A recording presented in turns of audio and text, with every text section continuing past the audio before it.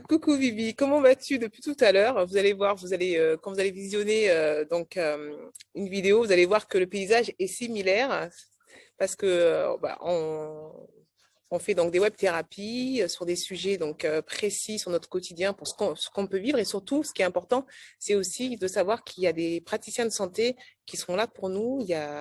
Parce que c'est vrai que on parle souvent de médecine, mais il y a d'autres façons aussi de prendre soin de soi et surtout de sa santé. Donc bienvenue sur ma web thérapie des news thérapie. Merci à toi. Salutations Yolande, salutations à tous. Merci Vivi. Vivi, je te laisse te présenter, moins comme ça. Je te laisse te présenter parce que Alors, je peut-être que m'appelle d'autres personnes n'auront Sylvie. pas visionné les vidéos. Effectivement, Vivi, c'est pour Sylvie, hein. On me demande souvent, mais Vivi, ça veut dire quoi? Alors, c'est Sylvie, très simplement. Je suis praticienne de Reiki. J'organise également des méditations de groupe en présentiel quand c'était possible. Ça sera sûrement encore bientôt possible. Et puis, je fais du conseil personnalisé pour ceux qui ont besoin de conseils personnels, euh, familiaux, conjugaux ou spirituels. Voilà, donc je fais de l'accompagnement. Une question pour les sportifs. Oui. Parce que j'ai mon fils qui est sportif et c'est vrai que je pense pour un sportif que la méditation, ça peut être vraiment très bien. Parce que c'est vrai que avant d'aller sur un terrain où c'est une question qui est hors sujet par rapport à ce qu'on va, on va prendre tout à l'heure, mais bon, en même On temps, parle d'énergie toujours, donc on est dans le voilà, thème. c'est ça, tout à fait. Et je trouve que voilà, un sportif, quand il rentre sur un terrain, je pense qu'il a la possibilité de méditer, quoi, même pas 5 minutes pour pouvoir, parce que ça, c'est pas simple, en fait, hein, d'être d'un sportif et d'aller sur un terrain, malgré que nous, en tant que spectateurs, on a toujours la critique facile et on dit toujours, oh là là, mais c'est vrai que je pense que le sportif, il a besoin aussi de méditer. Alors, il a besoin, c'est à lui de déceler les besoins qu'il a, mais c'est vrai que bien souvent, ces deux pratiques-là sont associées et complètement complémentaires et compatibles. Et le bénéfice qu'un sportif va avoir en pratiquant la méditation de manière régulière dans sa vie, euh, ce qui pourrait peut-être lui éviter de devoir absolument méditer avant d'entrer sur le terrain, hein, d'en faire une pratique quotidienne ou en tout cas régulière. Mais sinon, effectivement, oui, on peut méditer même 3 minutes sur le bord du terrain, peut-être histoire de se recentrer un peu. Et c'est ce que je pense que la plupart des sportifs font d'ailleurs, hein. Surtout les sportifs de haut niveau ou même pas forcément. D'ailleurs, il suffit tout simplement d'avoir cet attrait, cette aspiration et d'avoir envie de se recentrer. Mhm. Ce sera une question que je poserai. Ça sera une interview que je ferai avec deux, trois sportifs et au moins comme ça sera une occasion de Ah ouais, poser cette question-là. Sinon, ouais, très intéressant. ouais, super intéressante. Sinon, qu'est-ce que tu en penses en fait au niveau de l'énergie, mais par rapport, tu sais, souvent, on est entouré de personnes je sais pas si je peux dire ce mot-là, qui nous bouffent notre énergie. Donc, des personnes qui peuvent être toxiques pour nous.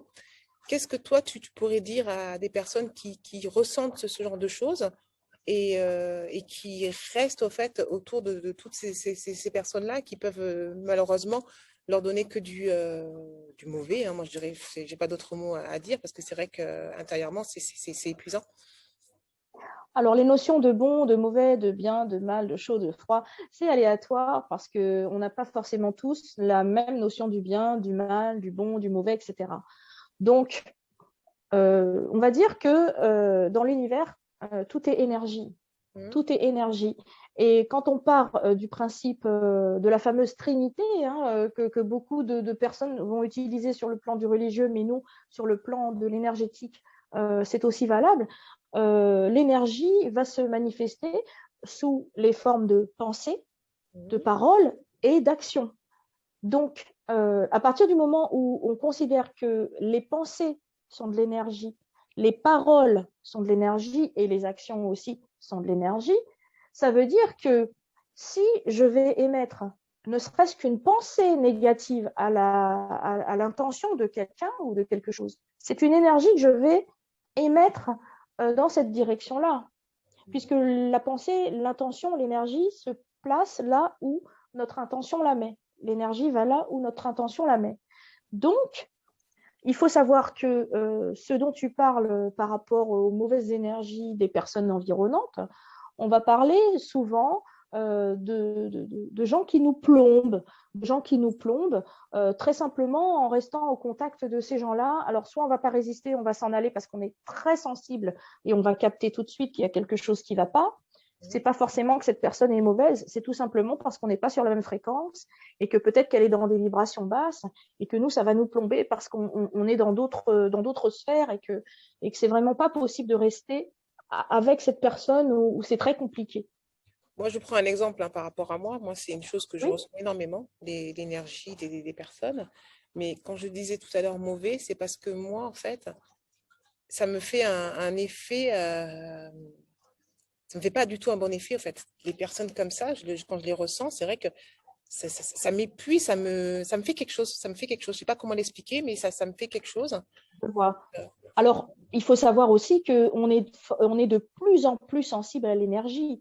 Et beaucoup de personnes sont en train d'éveiller leurs capteurs par rapport à ça aujourd'hui. Et là où peut-être avant, on ne s'en rendait pas trop compte, mais aujourd'hui, on est peut-être davantage plombé, c'est parce qu'il y a un boom énergétique qui est en train de se passer en ce moment sur toute la planète et que justement, on va être de plus en plus ouvert, de plus en plus sensible aux énergies. Alors, sensible du point de vue positif et aussi du point de vue un peu moins positif, je dirais. Euh, donc, concernant ces personnes-là, justement, on va souvent parler de ce qu'on va appeler grossièrement des vampires énergétiques. Alors, attention, vampire, c'est un mot bizarre, mais pas tant que ça, dans le sens où ce sont des personnes qui vont vous plomber énergétiquement, que ce soit intentionnel ou non. Hein. C'est-à-dire qu'il y a même des gens qui n'ont pas conscience qu'elles sont en train de vous plomber. Oui, Alors, oui, tout à fait. je veux dire que quand on commence à appréhender ces choses-là, ça peut être très compliqué de ne pas être plombé, parce que l'idée, c'est quoi? C'est pas forcément de fuir tout le monde, Non, c'est sinon, involontaire, hein. C'est vrai que c'est involontaire. C'est souvent involontaire. c'est souvent involontaire, oui, tout à fait. Par exemple, tu vas rencontrer quelqu'un que tu connais dans la rue, qui va te raconter toutes ses misères, même en 5 minutes, mais quand tu vas rentrer chez toi, tu vas te sentir fatigué, vidé, plombé. Elle va te casser de ton ambiance, en gros. C'est Hein. vrai, c'est vrai. Voilà. Donc c'est entre guillemets un vampire énergétique dans le sens, on va peut-être pas utiliser vampire tout le temps, mais c'est le mot qu'on utilise. Donc sans le vouloir, cette personne-là, elle va t'avoir aspiré de l'énergie, mine de rien. Parce que toi, tu étais là dans ta bonne humeur. Du coup, elle, ça lui a fait du bien. Hein, elle a pompé l'énergie positive et puis toi, tu es reparti avec son bagage. Donc, c'est pas super.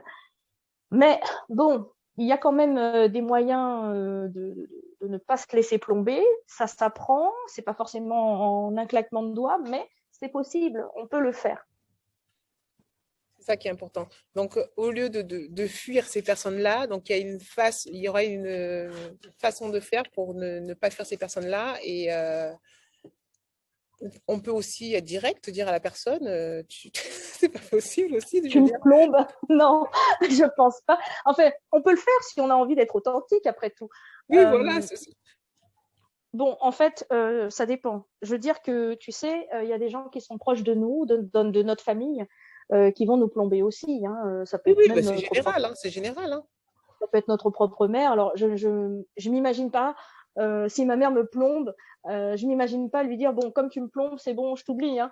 Donc, il y a des moments où ça peut être compliqué pour nous de ne plus fréquenter certaines personnes. Mais la plupart du temps, on peut, parce qu'on a notre libre arbitre après tout, on peut aussi ne pas forcément chercher la compagnie ou la présence des personnes qui vont avoir ces énergies négatives non plus, parce qu'on doit aussi se préserver.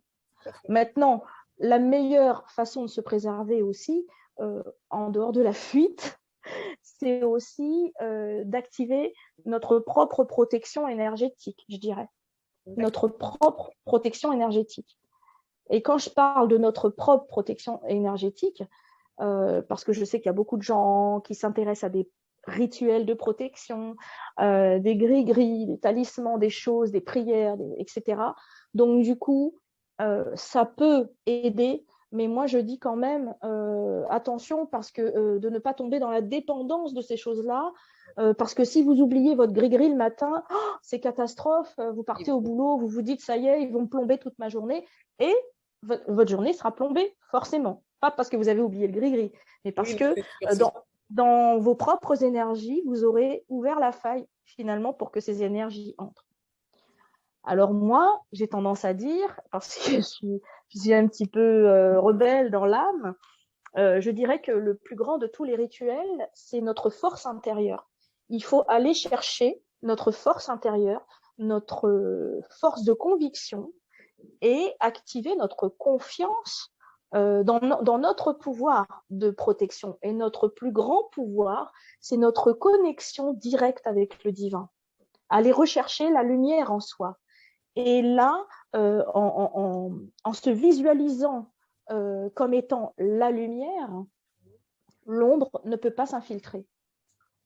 Et vous allez pouvoir laisser les énergies circuler. Merci. Merci du conseil. Donc maintenant, je vais essayer D'activer ta lumière. d'activer ma lumière, et tout à fait, et de Ouais. voilà, fonctionner différemment, et peut-être aussi de temps en temps respirer, et pour pouvoir prendre, en fait, parce que c'est vrai que c'était pas toujours facile. Donc, méditer différemment pour pouvoir faire de sorte que les personnes toxiques peuvent moins vous toucher, parce que ça, c'est vrai que c'est pas simple. On peut nous plomber avec un simple appel téléphonique. Hein. C'est-à-dire que l'énergie ne connaît ni l'espace ni le temps. C'est ça. C'est-à-dire que, encore une fois, pas obligé d'être en présence physique d'une personne pour qu'elle vous plombe. Un simple coup de téléphone, même un simple texto, C'est ça. ça peut, c'est des mots, c'est de l'énergie, ça a une forme, ça a une vie. Donc, c'est vrai que partant de là, qu'est-ce que je voulais dire concernant la lumière ouais, d'activer sa propre protection énergétique, c'est Voilà, sa c'est foi, ça, c'est important. c'est sa conviction. Et là où je voulais en venir aussi, c'est que les personnes qui vont se laisser davantage plomber, hein, ce sont ce qu'on appelle des éponges émotionnelles. C'est-à-dire qu'en fait, comment réagir? Être empathe, c'est avoir cette capacité de ressentir les émotions de l'autre, d'entrer dans l'émotion de l'autre, en fait. Alors, c'est un côté bénéfique parce qu'on a ce côté altruiste et c'est super, mais un empathe n'est pas censé devoir se plomber non plus. Donc, on ne peut pas forcément avoir une écoute efficace, et je pense surtout aussi à toutes les personnes qui sont dans l'énergétique, les thérapeutes, les énergéticiens toutes les personnes qui travaillent dans les médecines alternatives, dites alternatives en tout cas.